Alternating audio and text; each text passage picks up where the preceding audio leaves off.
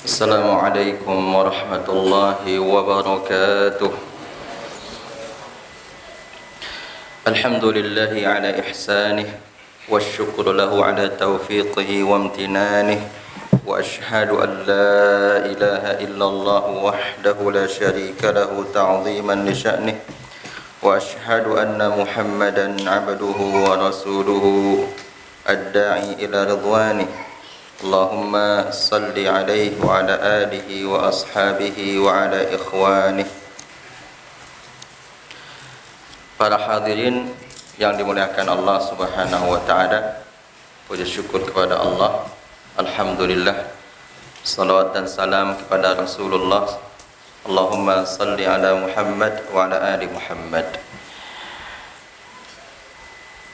Kita turut bersedih atas kecelakaan yang menimpa saudara kita dan istri beliau.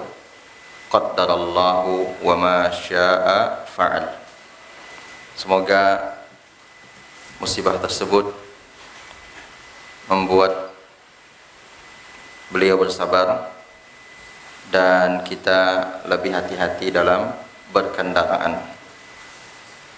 Sebagaimana tadi kata Al-Ustaz Arizon hafizahullah, agar kita memperhatikan kondisi saudara kita tersebut, di antaranya yang paling penting dengan mendoakan kesembuhan, ajilan ghaira ajil, segera hendaknya beliau diberikan kesembuhan oleh Allah. Kemudian kita berikan motivasi supaya cepat sehat, dan kita bantu juga dengan harta yang kita miliki agar apa yang dirasakan oleh saudara kita tersebut menjadi lebih ringan. Nabi kita sallallahu alaihi wasallam bersabda, wallahu fi aunil abdi makana al-abdu fi auni akhihi. Dalam hadis lain, man kana fi hajatin nas kana Allahu fi hajatih.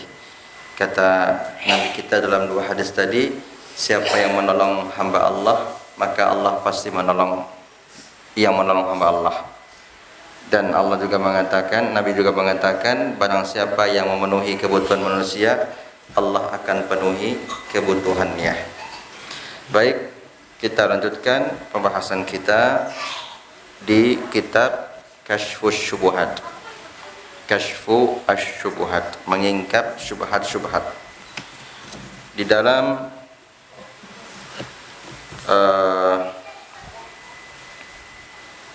terjemahan kita baru saja sampai di halaman berapa? Ada yang ingat? 59. Halaman berapa, Bang? 46. 46 ya? Apakah benar 46? Yakin 46?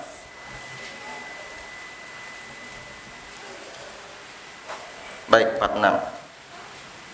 46 ya? Ada yang ingat yang lain? Ada yang bisa 46, Bang? Baik. Sekarang kita lihat halaman 49. Kalau di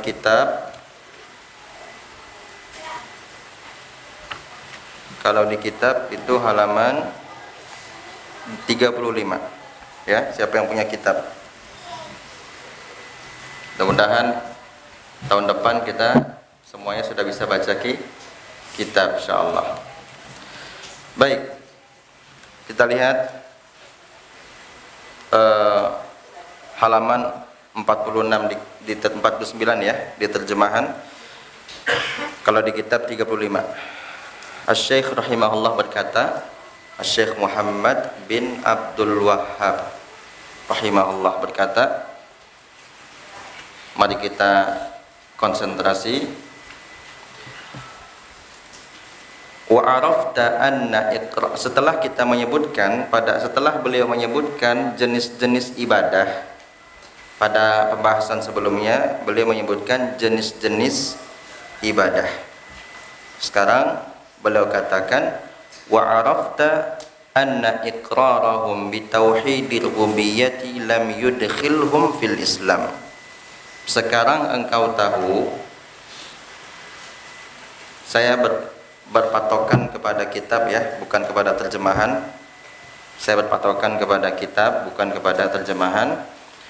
Apabila engkau sudah mengetahui bahwa pengakuan mereka terhadap tauhid rububiyah tidak akan membuat mereka masuk Islam.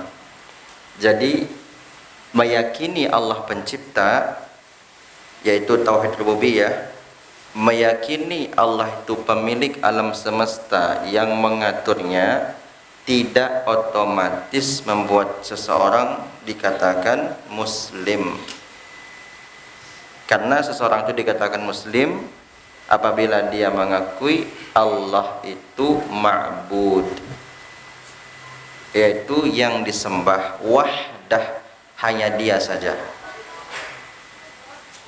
Jadi makna la ilaha illallah bukan la khaliqa illallah. Makna la ilaha illallah, kita belum ada papan tulis ya Bang? Sudah ada Bang? Sudah ada papan tulis? Ada di belakang. Susah bawa ke sini atau enggak Bang? Kalau seandainya ada papan tulis, kita pakai nanti ya, kalau memudahkan. Kalau seandainya mudah dibawa ke sini, kita bawa, kita pakai papan tulis supaya kita lebih paham ya. Jadi makna la ilaha illallah bukan la khaliqa illallah, bukan la malika illallah, bukan la mudabbira illallah, bukan la raziqa illallah, tetapi maknanya la ma'buda bihaqqin illallah. Itu makna la ilaha illallah. Tidak ada yang berhak disembah dengan benar kecuali Allah. Karena kalau tidak ada pencipta, tidak ada pencipta, maksudnya orang Nasrani pun demikian, bahkan iblis demikian, ya kan? Tapi yang paling benar, yang benar ya, adalah tidak ada yang berhak disembah dengan benar kecuali Allah. Jadi tauhid rububiyah itu bukan standar orang dikatakan muslim. Standar dikatakan muslim apabila benar tauhid uluhiyah. Standarnya itu. Makanya yang dimaksud dengan firman Allah Az-Zariyat ayat berapa? 56. Wa ma khalaqatul jinna wal insa illa liya'budun, ya kan? Ya'budun itu apa artinya? Ibadah, yaitu mentauhidkan Allah, bagian dari uluhiyahnya. Maka di antara nama lain tauhid uluhiyah, tauhid ubudiyah. Ya, rububiyah kemudian uluhiyah atau ubudiyah. Wa anna qasdahum al-malaikata wal anbiya'a wal awliya. Wa anna qasdahum, karena yang mereka maksud adalah malaikat, kemudian para nabi dan para wali. Yuriduna syafa'atahum, mereka menginginkan syafaat dari malaikat, dari nabi dan para wali. Wattaqarruba ilallahi bidzalik, dan mereka mendekatkan diri kepada Allah dengan hal itu. Huwallazi ahalla dima'ahum wa amwalahum, mereka yang menghalalkan harta darah mereka dan harta-harta mereka. Arafta, engkau tahu, hina idzin, ketika itu atau saat itu, at-tauhid alladzi da'at ilaihi rusul wa aba 'anil iqrar bihil musyrikun. Di cetakan ini banyak salah kelihatannya ya, dari barisnya cetakan kitab. Kita coba baca di sini. arafta anna iqrarahum bitauhidir rububiyyah lam yudkhilhum fil Islam wa anna qasdahumul malaikah. Yang mereka maksud itu adalah para malaikat, para nabi, para wali. Yuriduna syafa'atahum, mereka orang-orang musyrik menginginkan syafaat dari para malaikat, para nabi dan para wali. Wattaqarruba ilallahi bidzalik, mereka mendekatkan diri mereka kepada Allah dengan syafaat tersebut. Huwallazi ahalla dima'ahum, tauhid rububiyah. Kalau hanya tauhid rububiyah yang mereka yakini, maka darah mereka itu halal, karena mereka bukan muslim. Kalau hanya tauhid rububiyah yang mereka yakini, maka darah mereka tidak haram ditumpahkan. Kenapa? Karena mereka bukan muslim, itu maksudnya. Dan halal harta mereka. Kalau mereka hanya mengakui tauhid rububiyah, tidak mengakui, tidak meyakini tauhid uluhiyah, maka darah mereka halal, harta mereka pun halal. Arafta hina idzin at-tauhida alladhi da'at ilaihi rusul wa abi anil iqrari bihil musyrikun wa aba anil iqrari bihil musyrikun. Kalau engkau sudah tahu perbedaan ini, berarti engkau sudah tahu apa tauhid yang dibawa oleh para nabi dan apa tauhid yang diingkari oleh orang-orang musyrik. Orang-orang musyrik mengingkari tauhid uluhiyah, sedangkan nabi mengajak mereka kepada tauhid uluhiyah. Orang-orang musyrik hanya berkeyakinan tauhid rububiyah. Mereka tidak yakin dengan tauhidul uluhiyah. Kemudian wahadat tauhidu, inilah tauhid. Inilah tauhid. Itu tauhid yang mana? Tauhid yang dibawa oleh para nabi dan rasul, yaitu uluhiyah. Huwa makna qaulika, itu adalah makna dari perkataan engkau, la ilaha illallah. Tidak ada ilah, yaitu ma'bud, tidak ada Tuhan yang berhak disembah dengan benar kecuali hanya Allah. Fa inna al-ilaha indahum, sebelum kita lanjut, ilah itu dari kata ma'luh. Ilahun dari kata apa? Ma'luhun. Ma'luhun artinya ma'budun.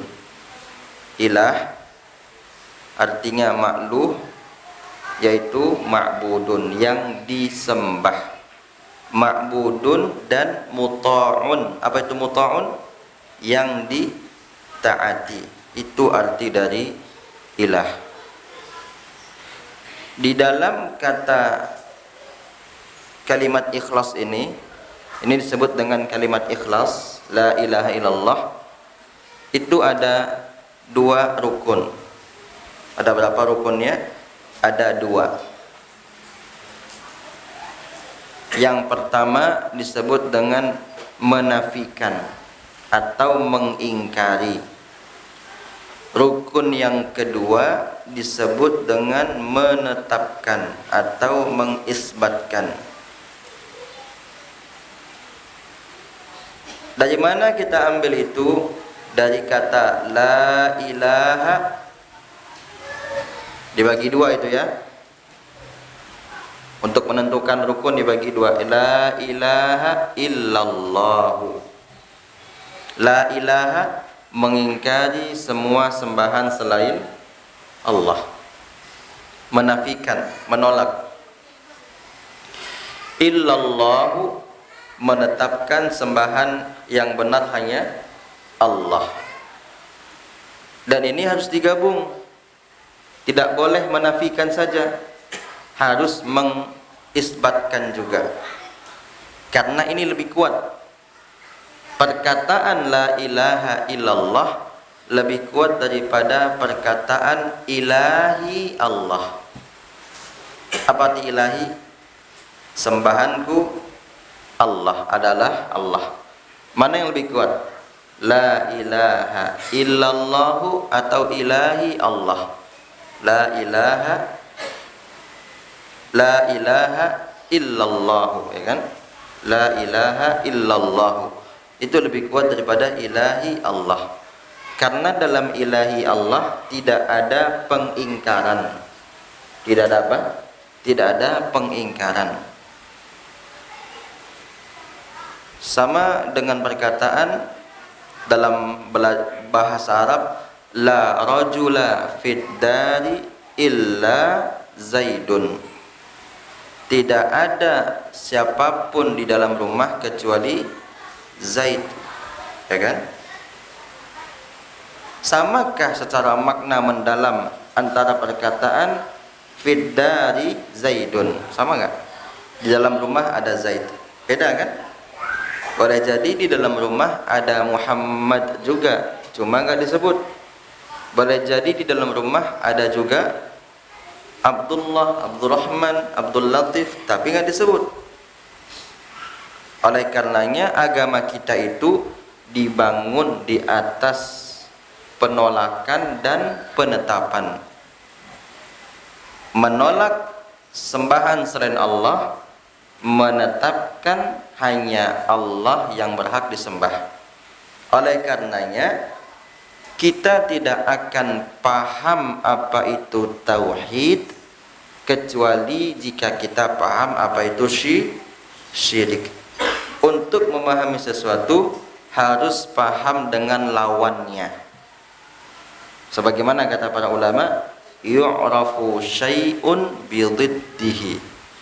Sesuatu itu diketahui dengan lawannya. Kita tidak akan tahu apa itu dingin kalau tidak ada apa? Panas. Tidak akan tahu apa itu siang kalau tidak ada malam. Tidak akan kita tahu hakikat kebebasan kalau tidak terkekang. Sesuatu itu diketahui dari apa? Dari lawannya. Apakah rukun ini kita buat-buat? Tentu tidak. Apakah Nabi pernah secara langsung mengatakan rukun tahlil 2? Tidak kan Nabi mengatakan itu? Tidak. Cuma kita diambil oleh para ulama kita dari dalil-dalil yang ada. Di antaranya surat Al-Baqarah 256. Satu ayat setelah ayat kursi. Apa kata Allah?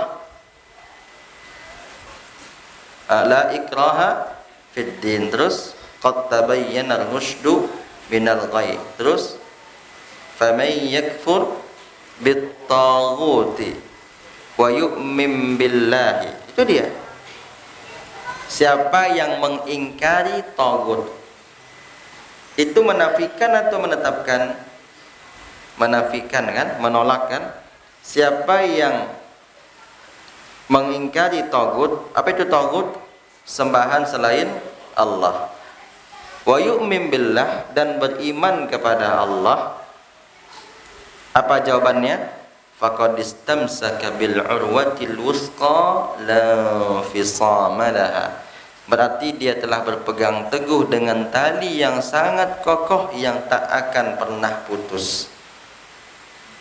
Itu hasil dari baiknya tauhid seseorang, dia akan istiqamah.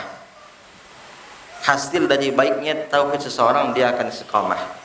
Dari ayat itu kita tahu bahwa kenapa orang tidak istiqamah, karena tauhidnya belum benar. Walaupun katanya sudah ngaji, berarti dia belum banyak ngaji tauhid. Ya kan? Kan ngaji itu kan bukan hanya penampilan. Yang paling penting itu adalah batin. Tauhid itu di mana? Sumbernya di mana? Di batin. Di dalam hati sumbernya. Maka kata Nabi kita, at-taqwa hahuna. Takwa itu sumbernya di sini di hati. Kalau baik tauhidnya, baik semuanya. Buruk tauhidnya, pasti buruk amalannya. Kalau bagus tauhidnya, dia akan istiqamah. Dia akan apa? Istiqamah. Maka awali sesuatu itu dengan tauhid, akhiri dengan tauhid. Sebagaimana para nabi dahulu sebelum meninggal, dia kumpulkan anak mereka kan, ma ta'buduna min ya bunayya ma ta'buduna min ba'di qalu na'budu ilahaka wa ilaha abaika Ibrahim wa Ismail wa Ishaq. Ketika Nabi Ibrahim dan Nabi Yakub bertanya kepada anak-anak mereka, siapakah yang akan kalian sembah setelah aku meninggal nanti? Apa jawaban mereka? Kami akan menyembah sembahan engkau dan sembahan Nabi Ismail, sembahan Ishak, sembahan Ibrahim. Jadi itu apa? Karena mereka bertauhid, sehingga mereka istiqomah sampai akhir hayatnya pun. Yang mereka tanyakan kepada anak-anak mereka adalah tentang perkara tauhid. Kemudian syarat tauhid itu ada berapa? Syarat kalimat la ilaha illallah ada 7 ya. Tauhid itu atau la ilaha illallah itu adalah kunci surga. Itu kunci surga. Itu kunci surga yang pertama. Maka enggak mungkin orang yang tidak mengakui tauhid la ilaha illallah dia masuk surga. Maka kata Allah apa? Wa qalu la yadkhulul jannata illa al-yahuda wan nasara. Apa kata mereka, orang-orang ahli kitab, tidak akan masuk surga kecuali orang Yahudi dan orang Nasrani. Apa kata Allah? Tilka amaniyuhum. Itu cuma angan-angan mereka. Enggak mungkin orang yang tidak mengakui tauhid dia masuk surga, karena kunci pertamanya pada tauhid, pada kalimat tahlil. Namanya saja kunci. Kunci itu pasti ada gigi kan? Kecuali kunci sekarang. Jadi sekarang tinggal tempel aja. Tempel kartu kan. Kalau kunci pada umumnya itu pakai gigi. Nah, giginya kunci la ilaha illallah itu adalah syarat-syaratnya, yang mana dia ada 7. Al-ilmu wal yaqinu wal qabulu wal inqiyadu fadri ma aqulu was sidqu wal ikhlasu wal mahabbah waffaqakallahu lima ahabbah. 7. Makanya ini kan kita butuh papan tulis ini sebenarnya. Sebenarnya paling bagus pakai papan tulis. 7 kalimat tahlil itu, 7 syarat tahlil itu dikumpulkan oleh seorang ulama Arab Saudi, Hafidh Al-Hakami. Pernah dengar namanya? Hafidh Al-Hakami, yang meninggal di usia 35 tahun. Beliau menulis kitab Sulamul Wusul. Sulamul Wusul. Meninggal pada tahun 1958 Masehi. 2 tahun setelah wafatnya Syekh Abdurrahman As-Sa'di. Berarti 63 tahun yang lalu. Hafidh Al-Hakami meninggal di usia sangat muda, 35 tahun. Beliau mengumpulkan 7 syarat tahlil tadi, 7 syarat la ilaha illallah dalam manzumah beliau, al-ilmu wal yaqinu wal qabulu. Syarat yang pertama ilmu. Kita ilmui apa itu tahlil, ya kan? Karena agama kita itu dibangun di atas apa? Ilmu. Al-ilmu wal yaqinu. Harus yakin kita dengan kalimat tahlil. Yang ketiga wal qabulu, kita menerima dengan hati kita. Wal inqiyadu, menerima dengan sikap kita. Itu beda qabul dengan inqiyad. Qabul menerima dengan hati, inqiyad menerima dengan sikap. Qabul menerima dengan apa? Hati, inqiyad dengan sikap. Al-ilmu wal yaqinu wal qabulu wal inqiyadu fadri ma aqulu. Ini enggak. Yang kelima was-sidqu, jujur kita. Dalam mengucapkan kalimat tahlil kita harus jujur. Jangan mengucapkan tahlil tapi kita datang ke dukun. Jangan kita mengucapkan tahlil tapi masih ragu berhenti dari tempat kerja yang haram. Berarti enggak jujur kita. Wal ikhlas wal mahab, wal ikhlas, yang keenam ikhlas. Mengucapkan itu ikhlas tanpa dipaksa. Yang ketujuh wal mahabbah, mencintai kalimat itu. Bukti kita mencintai kalimat itu adalah kita amalkan apa yang diinginkan oleh kalimat itu. Konsekuensi kalimat tahlil adalah kita ikhlas dalam beribadah kepada Allah. Para hadirin yang dimuliakan Allah Subhanahu wa taala. Fa innal ilaha indahum, maksud sembahan menurut mereka. Siapa itu mereka? Orang-orang musyrik. Huwa alladhi yuqsadu li ajli hadhil umur, adalah sesuatu yang dituju demi hal-hal ini. Demi hal-hal ini. Sawa'an kana malikan, baik itu, bukan malikan ini, malakan ya. Baik itu malaikat. Kalau malik artinya raja, yang benar malakan. Au nabiyan, atau nabi, au waliyan, atau wali, au syajaratan, atau pohon, au qabran, atau kubur, au jinniyan, atau jin.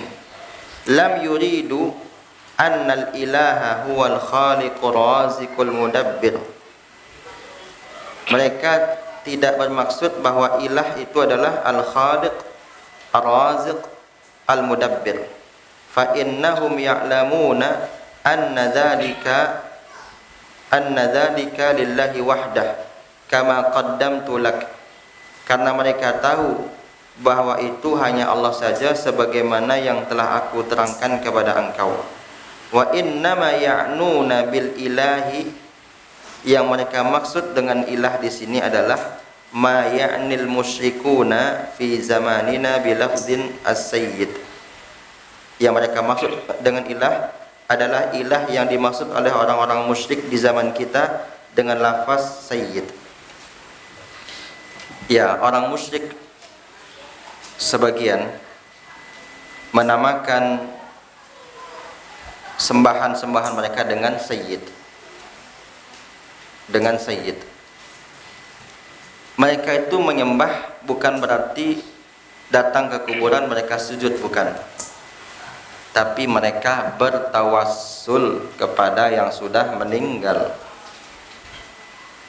Yang dimaksud dengan penyembah kubur itu bukan berarti orang yang datang ke kuburan sujud di sana, bukan. Kalau itu kita tahu, semua orang pasti dia yakin gak mungkin kita menyembah kuburan, ya kan?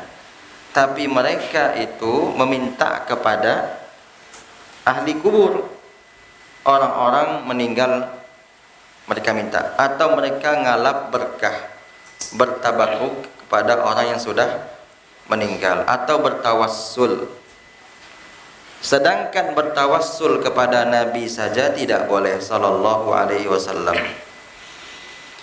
Ketika Nabi sudah wafat, ketika Nabi sudah wafat.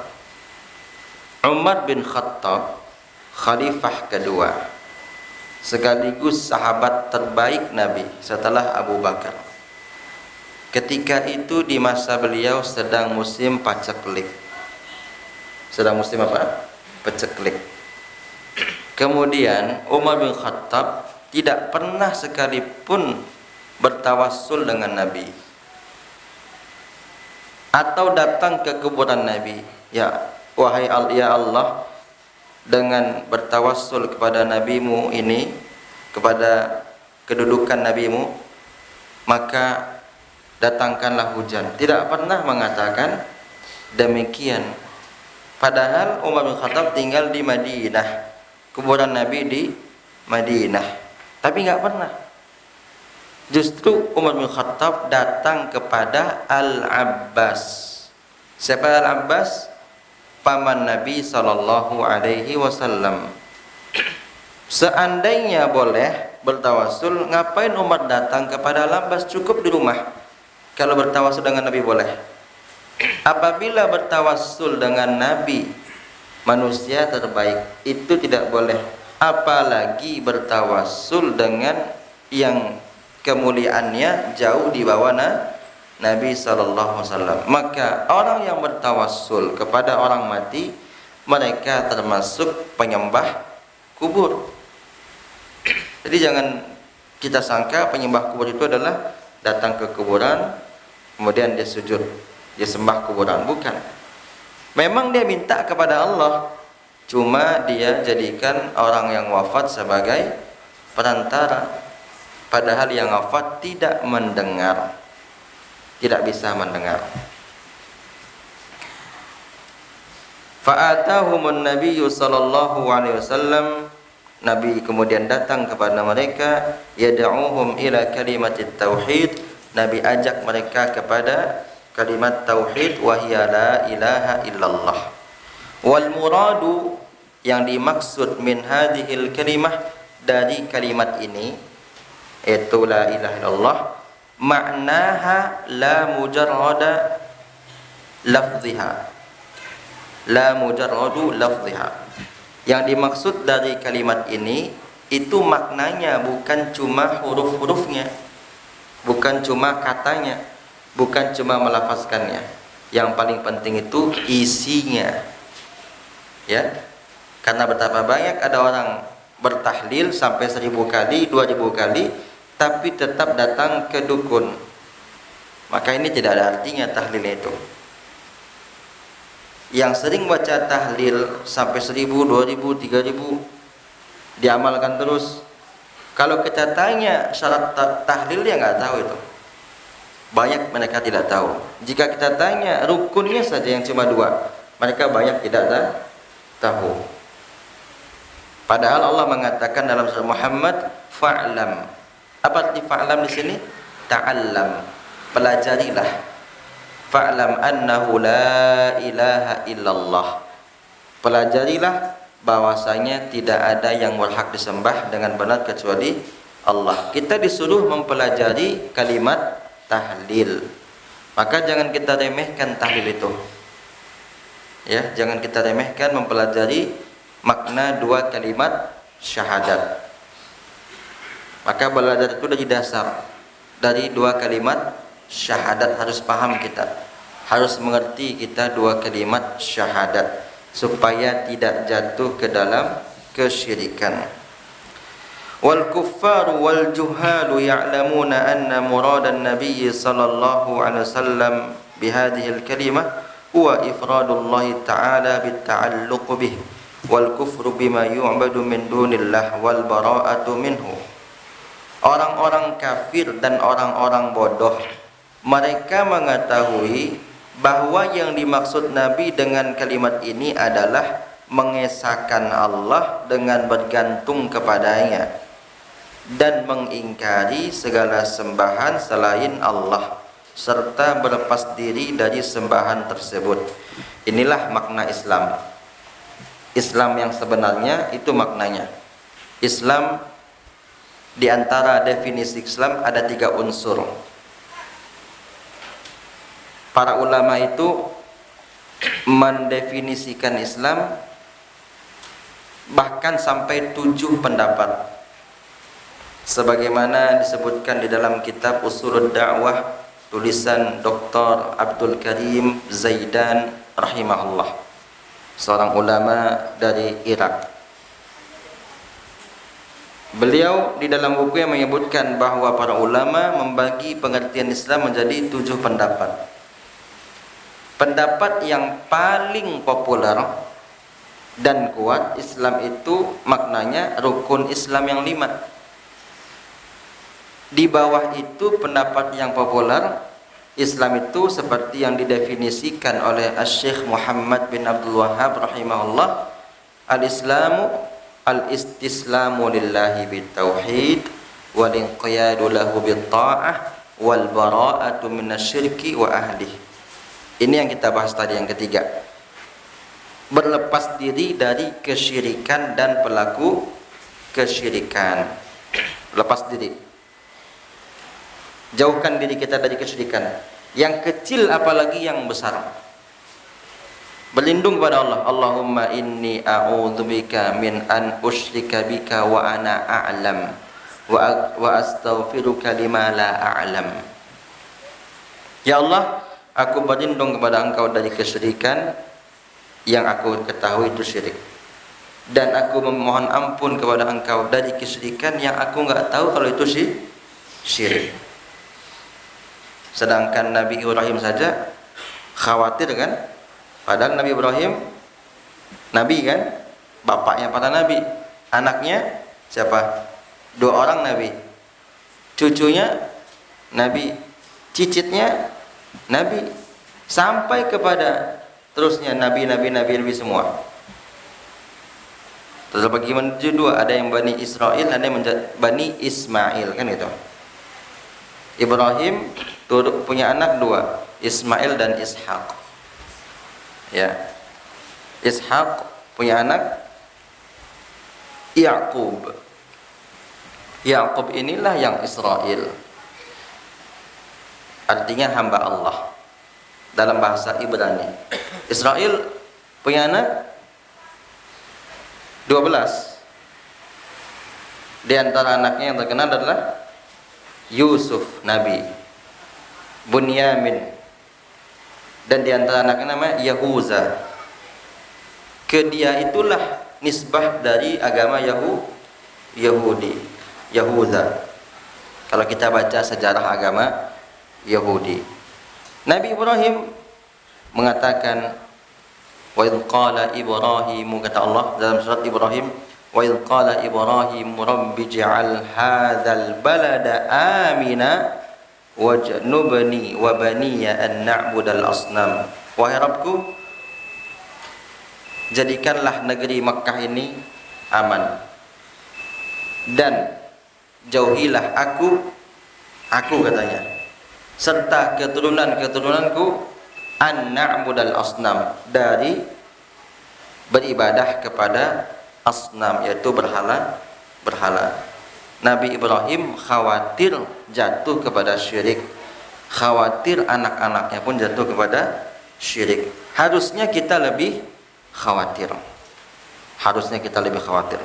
Kita sambung sedikit. Fa innahu lamma qala lahum, mereka, kata penulis, ketika dikatakan kepada mereka qulu la ilaha illallah, katakanlah la ilaha illallah, qalu, mereka mengatakan aja'alal alihata ilahan wahida inna hadza la syai'un ujab. Apakah akan kami jadikan Tuhan-Tuhan itu satu, sembahan itu satu? Sungguh ini sesuatu yang sangat aneh. Jadi orang musyrik dahulu mereka paham dengan kalimat tahlil. Orang musyrik sekarang tidak paham. Jadi siapa yang lebih parah? Musyrik zaman sekarang.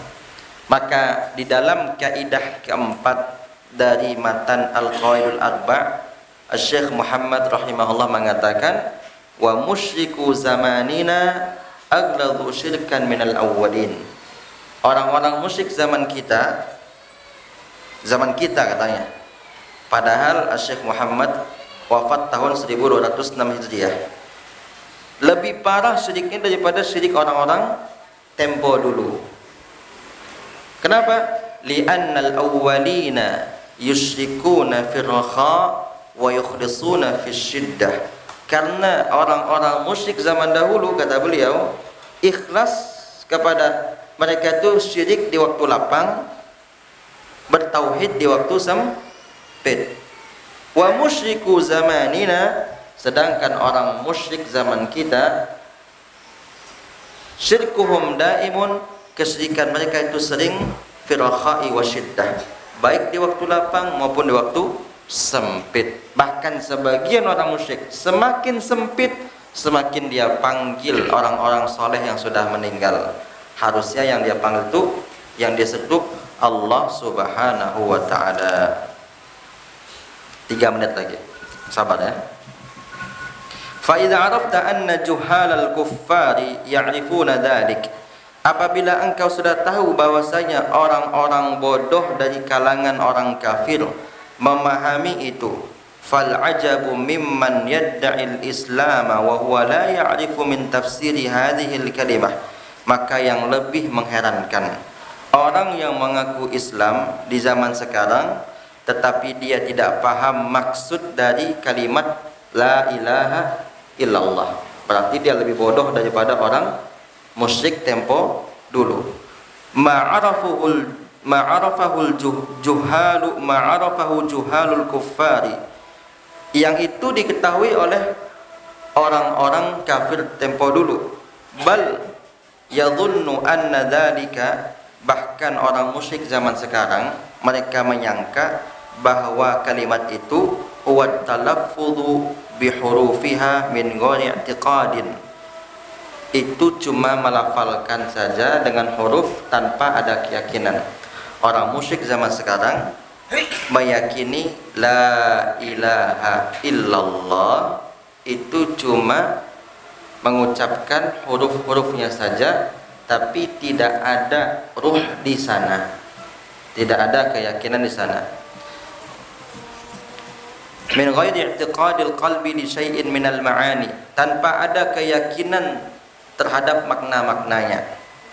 Wal hadhiqu minhum, orang cerdas di antara orang musyrik di zaman sekarang, yadhunnu, berarti orang musyrik itu ada 2, kata Syekh. Orang musyrik zaman sekarang itu ada 2 dalam memahami kalimat tahlil itu ada 2. Ada yang jahil, ada yang haziq. Haziq artinya sangat cerdas, itu yang paling cerdasnya. Orang musyrik yang paling cerdasnya. Kalau orang bodoh tadi seperti tadi pemahamannya, cuma huruf saja katanya. Kalau yang pintarnya apa katanya? Yadhunnu anna ma'naha la yakhluqu wa la yarzuqu wa la yudabbiru al-amra illallah. Ini kata yang paling cerdasnya. Tidak ada yang menciptakan, tidak ada yang memberikan rezeki, tidak ada yang mengatur alam semesta kecuali hanya Allah. Benar enggak katanya? Maksud la ilaha illallah menurut orang cerdas dari mereka benar enggak? Hah? Benar? Benar? Salah. Maksud kalimat la ilaha illallah bukan la yakhluqu wa la yarzuqu wa la yudabbirul amra illallah, bukan itu maksudnya. Tapi la ma'buda bihaqqin illallah. Orang cerdasnya aja seperti itu, apalagi orang bodohnya. Yang paling cerdas dari orang musyrik meyakini bahwa yang dimaksud dengan la ilaha illallah tidak ada yang memberikan rezeki, tidak ada yang menciptakan, tidak ada yang mengatur dalam semesta kecuali Allah. Salah atau salah? Salah atau salah? Sangat-sangat salah.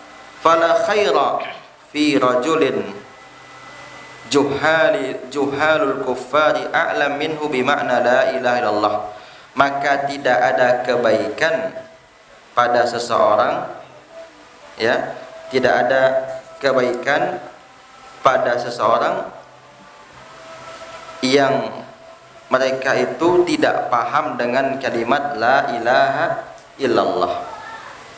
Berarti yang paling bodoh itu siapa? Yang tidak paham kalimat la ilaha illallah.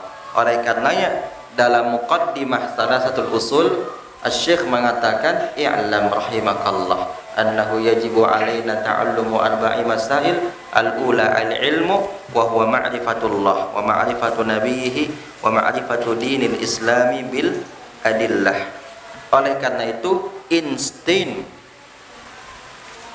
itu bukan orang pintar, karena insting bukan orang muslim. Bahkan muslim kalau nggak paham tahlil, dia bukan orang pintar tapi orang bodoh, meskipun IQ-nya 140. Ya, kita cukupkan sampai di sini. Sebenarnya kita ingin nyambung, tapi kita sambunglah sedikit ya setelah sholat isya, karena masih tergantung sedikit pembahasan ini.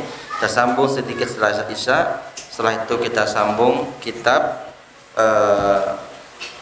Fadlu ilmi salaf ala ilmi khalaf. Mudah-mudahan Bapak Ibu sabar, dan besok kita libur pagi karena kami akan ada kegiatan besok pagi yang penting di Payakumbuh, sehingga besok pagi kita tidak kajian. Ini saja sementara. Wassallallahu ala nabiyyina Muhammad wa ala alihi washabbihi wasallam. Assalamualaikum warahmatullahi wabarakatuh. Alhamdulillah wassalatu wassalamu ala man la nabiyya ba'da, amma ba'd.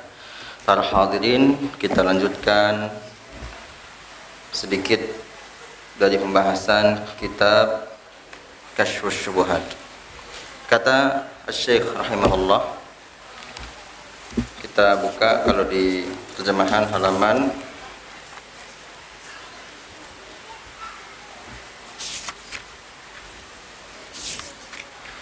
halaman 57.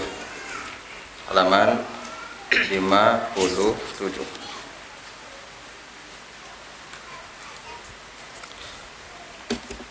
Kata Syekh rahimahullah, idza arafta, apabila engkau telah mengetahui, ma dzakartu laka ma'rifata qalbin, apabila engkau telah mengetahui apa yang baru saja aku sebutkan kepada engkau sepenuh hati, engkau ketahui sepenuh hati, wa arafta syirka billah, dan engkau sudah mengetahui bahwa syirik kepada Allah, alladzi qala Allahu fi, yang Allah telah katakan di dalam firman-Nya, innallaha la yaghfiru an yushraka bihi wa yaghfiru ma duna dzalika liman yasha.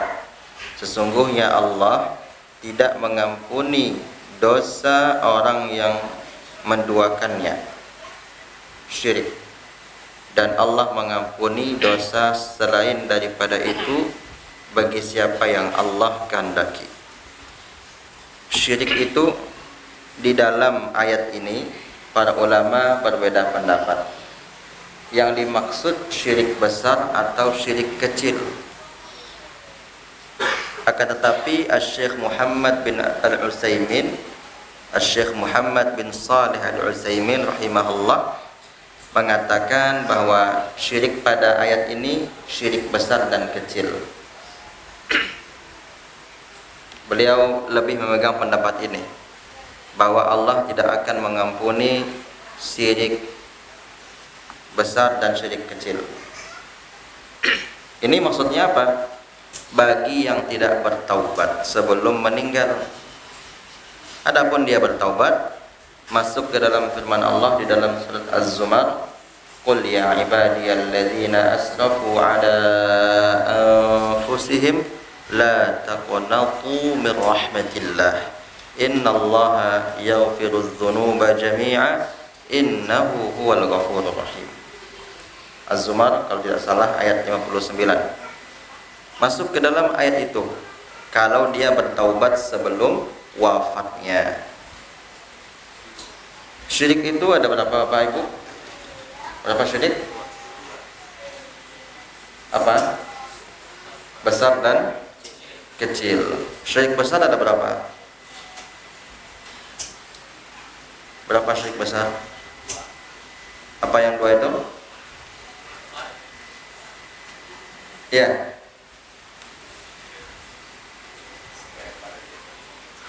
Baik. Syirik besar itu ada 4. Yang pertama, syirik dalam berdoa. Dan ini yang paling banyak terjadi. Makanya posisinya nomor 1. Yang kedua, syirik dalam perkara niat.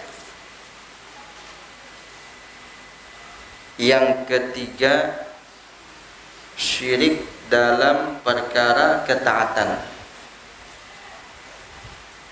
Yang keempat, syirik dalam perkara cinta. Syirik besar ini. Hati-hati itu. Syirik dalam perihal doa, niat atau maksud atau keinginan. Yang ketiga, ketaatan. Yang keempat, cinta. Cinta ya. Syirkun fid da'wah wa syirkun fil iradati wan niyati wal qasdi wa syirkun fit ta'ah wa syirkun fil mahabbah. Ada 4 syirik itu. Syirik besar ada 4. Syirik kecil ada 2. Yang pertama, syirkun zahir, syirik yang terlihat. Yang kedua, syirik yang tersembunyi. Ya. Makanya dalam Islam itu penting pembagian-pembagian itu. Mengetahui pembagian itu penting.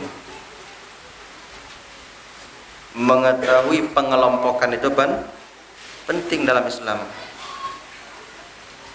Syirik kecil ada 2, syirik yang terlihat dan syirik yang tersembunyi. Syirik yang terlihat itu berupa perkataan dan perbuatan. Yang kecil ya. Perkataan apa contohnya? Bersumpah dengan selain Allah. Itu syirik kecil itu. Hati-hati jangan kita masukin ke syirik besar. Nah, ini lagi pentingnya pembagian. Nabi bersabda, "Man halafa bi ghairillahi faqad asyrak." Barang siapa yang bersumpah dengan selain Allah maka dia syirik. Maksudnya syirik apa? Syirik kecil maksudnya. Kata Ibnu Mas'ud, bersumpah dengan nama Allah secara dusta lebih baik lebih ringan gitu daripada bersumpah dengan selain Allah dalam keadaan jujur. Ya. Tapi jangan kita pilih yang dua-duanya. Kau itu biarlah mau sumpah dengan nama Allah duto sembut. Jangan dipilih. Kan itu gaji malam. Jangan dipilih itu. Bersumpahlah dengan nama Allah shadiqan, secara jujur. Yang kedua, syirik berupa sebelum masuk ke tersembunyi, masih di syirik yang terlihat tapi perbuatan. Apa contohnya? Apa? Perbuatan. Dia syirik kecil, tuh. Perbuatan apa contohnya? Ada hadiah, Ustaz? Nggak ada hadiah, Ustaz? Atau boleh buku ini dihadiahkan, Ustaz? Boleh? Oh iya, betul. Seandainya bisa, kita kasih ini. Ya. Apa? Riya itu syirik tersembunyi. Makanya riya itu kata para ulama asyahwatul khafiyah, syahwat yang tersembunyi. Riya itu bahasa para ulama adalah syahwat yang tersembunyi. Ayo, siapa yang bisa kasih contoh? Apa? Salatnya dibagus-bagusin. Itu masuk ke riya itu. Di sini. Tatayur merasa sial. Bukannya perkataan itu. Perkataan itu kan. Memakai jimat. Pakai jimat terus dirinci ya. Pakai jimat itu ada dua kondisinya. Tapi dua-duanya syirik. Cuma ada yang syirik kecil dan yang syirik besar. Kalau ada orang pakai jimat, dia yakin itu perantara. Ya, bukan sebab. Contoh, ada orang pakai gelang cincin lah ya. Dia jadikan itu jimat. Dia pakai cincin itu sebab dia tahu bahwasanya semua itu dari Allah, cuman sebagai sebab syirik kecil itu. Ya. Tapi kalau dia yakini cincin itu yang utamanya, itu syirik besar. Itu contoh ya. Jadi bedakan. Yang pakai jimat itu, kalau ada orang, apa hukum pakai jimat? Tanya dulu, niatnya seperti apa? Cuma pembahasan ulama juga dalam hal akidah, sering melakukan syirik kecil bisa jatuh ke syirik besar. Makanya para ulama menyebut syirik kecil itu sedikit yasir, sedikit riaknya, sedikit dia melakukan memakai jimatnya, dia nggak terlalu yakin tuh, itu bisa syirik kecil. Tapi kalau dia yakin bisa jatuh ke syirik besar. Namun kita sebagai muslim jangan dibedakan. Harus kita hati-hati dari syirik besar dan syirik kecil. Sedangkan yang kedua tadi, syirik yang tersembunyi adalah riya. Ya, riya. Kalau sedikit riyanya, kalau banyak riyanya, kasiru riya, bisa jatuh ke syirkun finniyah. Kepada tadi. Kita ulang lagi, syirik ada dua. Ini diantara gunanya papan tulis. Nanti pakai apa? Pakai skema kan? Pohon. Ada syirik ke kiri besar. Bayangin aja lah, besar.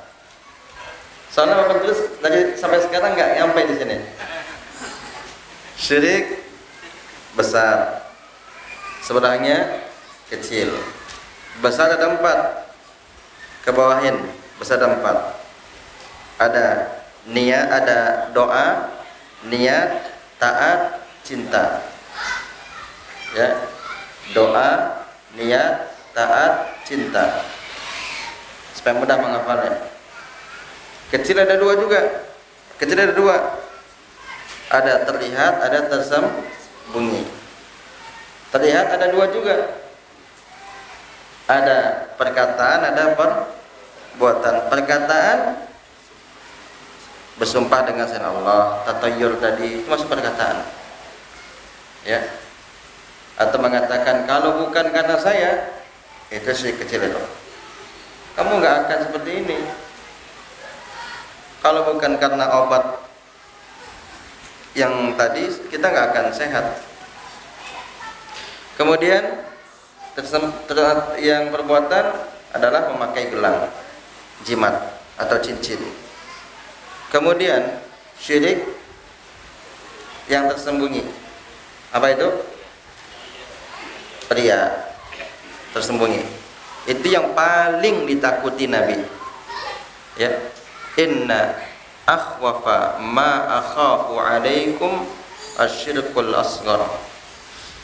Sesungguhnya yang paling aku khawatirkan kepada atas kalian adalah syirik kecil. Kenapa Nabi nggak bilang syirik besar? Karena orang itu banyak tersandung karena batu kecil. Yang besar itu jelas, yang kecil itu nggak jelas. Ada gak orang jatuh nih, dia jalan tersandung karena batunya besar? Ada nggak? Nggak pernah ya. Batu kecil. Maka jangan remehkan perkara-perkara yang remeh itu. Yang kecil itu jangan diremehin. Jangan diremehin. Ya. Wa arafta dinallahi alladhi arsala bihi rusul min awwalihim ila akhirihim. Sekarang kau sudah tahu agama yang Allah utus kepada para rasul dari awal sampai akhir. Dari Adam sampai Muhammad salawatullahi wassalamuhu alaihim adalah dakwah tauhid. Dakwah apa? Dakwah tauhid. Makanya menyebut tauhid itu lebih bagus daripada menyebut akidah. Kenapa? Sudah pernah kita bahas di sini kan? Karena akidah umum, tauhid khusus. Karena akidah kita itu aqidatut tauhid. Makanya orang mengatakan samonya akidah itu tauhid. Beda. Akidah itu umum, tauhid khusus. Akidah kita akidah tauhid. Ya. Sedangkan akidah selain kita akidatus syirik. Syirik itu kan keyakinan juga. Kita tauhidnya, dia syiriknya gitu. Orang-orang musyrik. Alladzi la yaqbalullahu min ahadin dinan siwahu. Yang Allah tidak akan terima dari siapapun agama selain agama Allah. Wa arafta ma asbaha ghalibun nasi fihi minal jahli bihada. Dan engkau tahu bahwa kebanyakan manusia bodoh dengan perkara ini. Kebanyakan manusia tidak tahu dengan syirik. Kenapa? Tidak belajar tauhid. Jangankan yang kecil, yang besar saja banyak yang nggak tahu. Yang besar saja banyak yang tidak tahu. Walaupun dia itu banyak hafalannya. Terkadang dia itu pintar, tapi dia jatuh ke dalam syirik. Contohnya aliran Qadariyah. Aliran apa? Qadariyah. Aliran Qadariyah punya keyakinan bahwa yang menciptakan kebaikan Allah, yang menciptakan keburukan manusia. Itu syirik ya? Kalau ada orang mengatakan dan menciptakan zinako kita, sedangkan yang menciptakan sedekah Allah, syirik atau enggak itu? Syirik atau enggak? Di mana syiriknya? Kenapa syirik? Kenapa? Ya, karena dia menyandarkan penciptaan kepada selain Allah. Detail ini kan masalah ini. Kita harus yakin wallahu khalaqakum wa ma ta'malun. Allah lah yang menciptakan kalian dan apa yang kalian kerjakan. Semua yang kita kerjakan ciptaan Allah. Ya. Kita marah sama orang misalnya. Marah itu perbuatan siapa? Kita marah sama orang. Marah itu perbuatan siapa? Kita kan? Ciptaan siapa marah itu? Ciptaan kita atau ciptaan Allah? Ciptaan Allah. Maka jangan kita ya katakan pencipta kebaikan berbeda dengan pencipta keburukan. Enggak. Allah lah yang mencipta kebaikan, Allah juga yang mencipta keburukan. Jadi Allah menciptakan keburukan, iya. Kenapa? Untuk sebuah hikmah yang tidak ada yang mengetahui kecuali Allah. Yang paling buruk itu makhluk Allah siapa? Iblis kan? Iblis itu buruk atau enggak? Ciptaan siapa iblis? Apakah iblis bisa menciptakan iblis? Jin menciptakan iblis? Malaikat menciptakan iblis? Kan tidak. Itu buktinya ya. Jadi nggak usah pusing kita. Masa iyo mencuri kok ciptaan Allah? Ya, pencuri dan perbuatan itu ciptaan Allah. Pencuri, nama si pencuri itu misalnya fulan. Fulan itu dan perbuatan si fulan yang mencuri itu ciptaan siapa? Ciptaan Allah. Sekarang kalau kita katakan yang menciptakan kebaikan bukanlah yang menciptakan keburukan, berarti kita sudah syirik dalam perihal apa? Uluhiyah atau asma wa sifat. Kalau kita mengatakan yang menciptakan keburukan bukanlah yang menciptakan kebaikan, berarti kita syirik dalam uluhiyah atau asma wa sifat. Apa? Rububiyah. Ya. Bukan uluhiyah, bukan asma wa sifat. Jawaban keduanya salah. Jebakan itu. Ya, jadi harus fokus kita. Baik, kita cukupkan sampai di situ. Kalau kita sambung nanti khawatir panjang. Nggak jadi kita bahas ini ya. Kita cukupkan sampai halaman 39. Ingat, halaman 39 di kitab. Sedangkan di sini halaman 58 ya. 58. Ini saja. Subhanaka Allahumma bihamdik, asyhadu an la ilaha illa ant, astaghfiruka wa atubu ilaik. Wassalamualaikum warahmatullahi wabarakatuh.